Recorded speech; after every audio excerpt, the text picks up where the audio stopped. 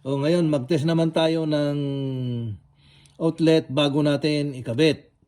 Kung buo o hindi. Bago, pero hindi nangangahulugan na bago, hindi na nagkakadiferensya. Mga gumagawa, tao rin yun eh.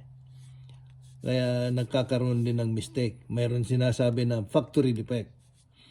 Kaya itetest ko muna to kung buo. Kasi ayaw ko nang mangyari yung nangyari sa akin noon na naikabit ko na, saka ko na na may diferensya pala. Kaya lalong humaba ang oras ko na gumawa. Ngayon, ikinabit ko itong mga ito para madali kong kabitan ng ang ganyan, no? Kasi mas madali sa akin to. Kasi wala pa akong ganong experience na gumagamit ng mga ganyan, no? Kaya mas maganda sa akin to. Itong ganito. Isang alligator, isang pointer. Ngayon, pagka mayroon kang nakita na ganito, mayroon kang nakikita na ganito na outlet, ito, switch mo yan na pangsirado mo, mayroong plastic sa loob na isisirado niya yan. Para hindi mo basta-basta may saksak to. May saksak yung isasaksak mo. Ganyan. Kita mo to pagka mayroon kang bata na mayroon kang bata sa inyo, bumibili ka ng ganito, di ba? Parang pangsirado mo, safety. Kaya ito, hindi mo na kailangan kung mayroon kang ganito. Yan. Ganyan. Kaya hindi mo na kailangan nito kung mayroon ka nito. O ngayon, itest na natin to kung paano ang natin. Ngayon, ang gagamitin ko ay itong analog tester.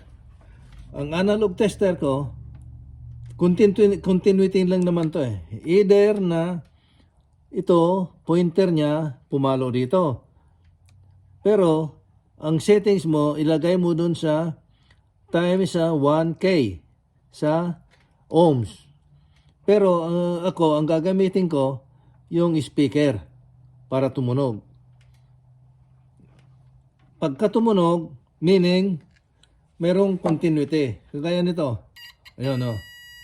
Kung ilagay mo dito, yan, ganyan, yan, papalo yan. Ganon din yan. Pero ako ilalagay ko dyan kasi medyo malabo, baka malabo yung kaya mas maganda ito. Pakinggan mo. Ayun, no? Ayun. Ngayon,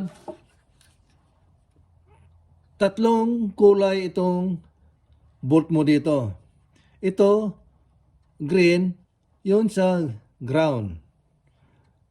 Itong chrome, yun sa negative. Negative, itong mas malaki ang butas. Ito naman, gold, yan ang negative, positive mo. Lagay mo dyan. Positive yan. Ngayon, ang gagawin ko, ilagay ko na ngayon sa, itetest na natin. Ito, ikabit ko dyan sa green. Green. Yan, green. Sa ground. Ayun, dinig mo yan.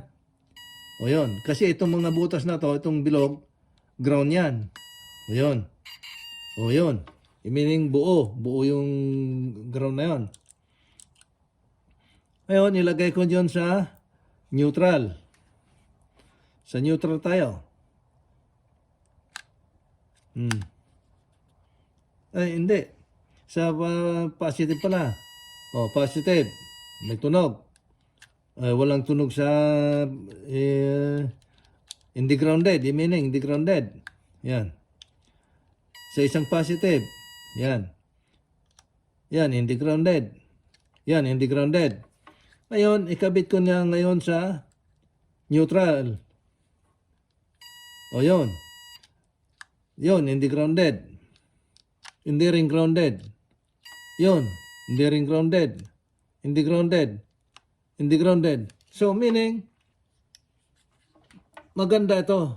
Pwede ito. Ayos na to. Itong mga ito, inilagay ko lang dito. Inilagay ko lang para mas madaling kabitan to ni sinabi ko sa iyo. Ayan. Yan, pwede nang ipalit ito. Ipalit na natin. Okay.